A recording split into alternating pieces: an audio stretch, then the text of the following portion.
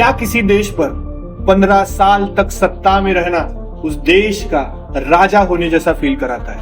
ऐसा ही हुआ है। शेख हसीना का 15 सालों से बांग्लादेश पर राज करना उनको एक डिक्टेटर जो अपनी पावर से देश को कंट्रोल करना चाहता है वैसे फील कराता है। लेकिन चाहे कोई डिक्टेटर कितना भी पावरफुल हो, उसका अंत दो तरीके से होता है। या तो लोग उसे लटका के खत्म कर देते हैं या फिर उसे देश छोड़कर भाग जाना पड़ता है। शेख हसीना को जैसे ही इस चीज का पता चला कि अब बांग्ला छोड़कर भागना पड़ेगा, उन्होंने इस्तीफा दे दिया। 5 अगस्त 2024 को बांग्लादेश में एक हिस्टोरिक दिन मनाया जाएगा जब प्राइम मिनिस्टर देश छोड़ के भाग जाते हैं। बांग्लादेश की हिस्ट्री में ये चैप्टर लिखा जा रहा है, बड़े बड़े अक्षरों में लिखा जाएगा। स्टूडेंट के सामने ये डिक्टेटर को झुकना पड़ा।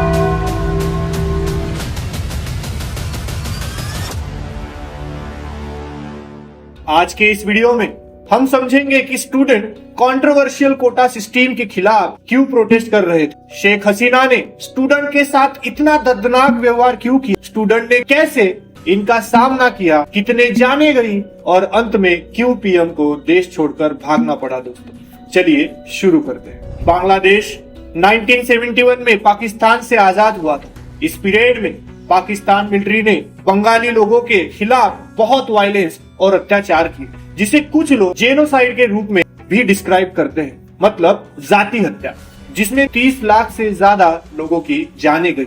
कई लोगों ने पाकिस्तानी आर्मी के खिलाफ हथियार उठाए, जिसमें लोकल लोग और मुक्ति बहिनी ने पाकिस्तान फोर्सेस के खिलाफ संघर्ष किया। पाकिस्तानी मिलिट्री को वापस जाना पड़ा। दोस्तों इसके नतीजे में पाकिस्तान 2 पार्ट्स में डिवाइड हो गया और बांग्लादेश एक इंडिपेंडेंट नेशन के रूप में उभरता हुआ दिखाई दिया। आवामी लीग एक पॉलिटिकल पार्टी ने बांग्लादेश के इंडिपेंडेंस में एक सेंट्रल रोल प्ले किया। शेख मुजीबुर रहमान जो आवामी लीग के लीडर थे, बांग्लादेश के फर्स्ट प्राइम मिनिस्टर बने। उन्होंने 1972 में फ्रीडम फाइटर कोटा इंट्रोड्यूस किया, जिसका मकसद सिर्फ उन लोगों को अपॉर्चुनिटीज देना था जो लिबरेशन वॉर में एक्टिवली इन्वॉल्व थे। दोस्तों हाँ, जिन्होंने अपना खून गंवाया था। सबसे सरप्राइजिंग बात यह है 0.13% पॉपुलेशन के लिए 30% रिजर्वेशन कोटा दिया गया। उस समय के लिए यह नियम बनाया गया था, ऐसे वॉर फिर से हो तो एक साथ सभी लोग लड़ने के लिए आए, या सच में उन्हें सरकार कुछ देना चाहती थी जिन्होंने अपना खून बहाया था। दोस्तों बांग्लादेश में 2018 तक 56% रिजर्वेशन था, 10% women reservation, 10% under developed district के लिए और 5% इथनिक माइनॉरिटीज के लिए और 1% पीपल विथ डिसेबिलिटी और ट्रांसजेंडर लोगों के लिए था। दोस्तों कैलकुलेशन करें, इनको सिर्फ 26% दिया गया और बचा हुआ 30% रिजर्वेशन दोस्तों डायरेक्ट फ्रीडम फाइटर के कोटा में जाता है, जो कि मेहनत करने वाले स्टूडेंट को गुस्सा दिला रहा था। लेकिन इस पे स्टूडेंट का ये कहना था, वहां से 38 साल बाद 2018 में स्टूडेंट के प्रोटेस्ट ने इस कोटा सिस्टम के खिलाफ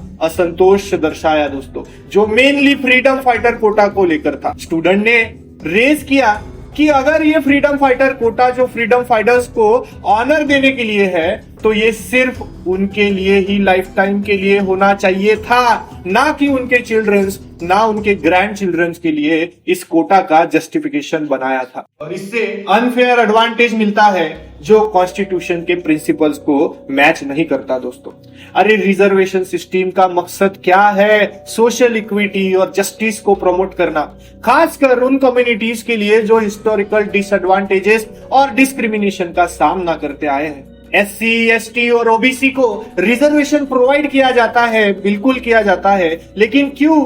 ताकि उन्हें एजुकेशन और गवर्नमेंट जॉब में फेयर अपॉर्चुनिटीज मिल सके और उनका सोशल इकोनॉमिक स्टेटस इंप्रूव हो सके, जो कि कास्ट बेस्ड डिस्क्रिमिनेशन और इनइक्वालिटी को कम करता है। दोस्तों कम करने की कोशिश करता है। दोस्तों ये आक्रोश स्टूडेंट का इसलिए बाहर आया क्योंकि माना जाता है कि शेख हसीना ने ये कोटे का अपने पॉलिटिकल एडवांटेजेस के लिए यूज किया। दोस्तों इसका गोल अपने चाहने वालों को गवर्नमेंट जॉब और पोजीशंस में इस्टेब्लिश करना था, जो पॉलिटिकल कंट्रोल को मजबूत करने के लिए था। मतलब अपने ही लोग, अपनी ही सरकार, मतलब मजे ही मजे। 2018 में बांग्लादेश हाई कोर्ट को एक पिटीशन दिया गया। 8 मार्च 2018 को हाई कोर्ट ने पिटीशन को रिजेक्ट कर दिया।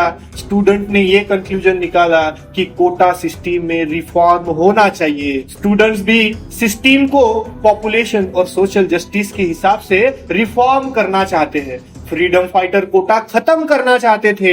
अलग अलग कम्युनिटीज बनी, डिस्कशन हुए और फाइनली इस पर 2020 में ऑर्डर इंप्लीमेंट हुआ और कोटा सिस्टम को हटा दिया दोस्तों। हाँ, कोटा सिस्टम को हटा दिया गया था, वो भी 2020 में। वाव, सब बढ़िया था, लेकिन पॉलिटिक्स अपील फाइल की गई बांग्लादेश हाई कमीशन में कि शेख हसीना का वो ऑर्डर जिससे कोटा सिस्टम को हटा दिया, वही एग्जीक्यूटिव ऑर्डर 4 साल बाद इलीगल है करके बताया गया। और 5 जून 2024 को बांग्लादेश हाईकोर्ट ने शेख हसीना के एग्जीक्यूटिव ऑर्डर को रिवर्स कर दिया और कोटा सिस्टम को वापस शुरू कर दिया दोस्तों। जी हाँ, 19% लोगों को 30% फिर से रिजर्वेशन दिया गया। स्टूडेंट ने फिर से अपना गुस्सा एक्सप्रेस किया और कहा कि 2018 में शेख हसीना ने कोटा सिस्टम को एक झटके में डिस्ट्रॉय कर दिया था, तो अभी भी वो स्टूडेंट को सुन सकती थी और एक रिफॉर्म कोटा सिस्टम ला सकती थी, या फिर अगर वो सीरियस थी इस मैटर में तो एक बिल पास कर सकती थी। लेकिन शेख हसीना ने ऐसा नहीं किया। शेख हसीना जानबूझकर इस इशू को अवॉइड किया, कोटा को वापस लाया, ऐसा स्टूडेंट सोचने लगे। 1 जुलाई तक जब हसीना ने कोटा रिफॉर्म पर कोई एक्शन नहीं लिए, तब प्रोटेस्ट शुरू हुआ और तब असली कहानी शुरू हुई। इलेक्शन में अकेले खड़ी रही और जीत गई क्योंकि कोई अगला अपोजिशन खड़ा नहीं था। ऐसा भी बोला जाता है कि वहीं से कोर्ट में सब उनके मर्जी से होता था। बांग्लादेश में सब कुछ पुलिस से लेकर तो सुप्रीम कोर्ट तक शेख हसीना के डायरेक्शन में काम करने लगे। उनके डायरेक्शन में सब कुछ चलता था। ये समझना जरूरी है कि क्या उस समय से ही बांग्लादेश में डिक्टेटरशिप की शुरुआत हो चुकी थी।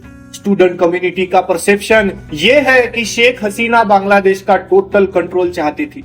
लोगों का कॉमन सेंस है कि अब शेख हसीना का अल्टीमेट गोल क्या है, वो किसी को चैलेंज नहीं करने देगी। सुप्रीम कोर्ट में सिर्फ शेख हसीना का समर्थक होते थे।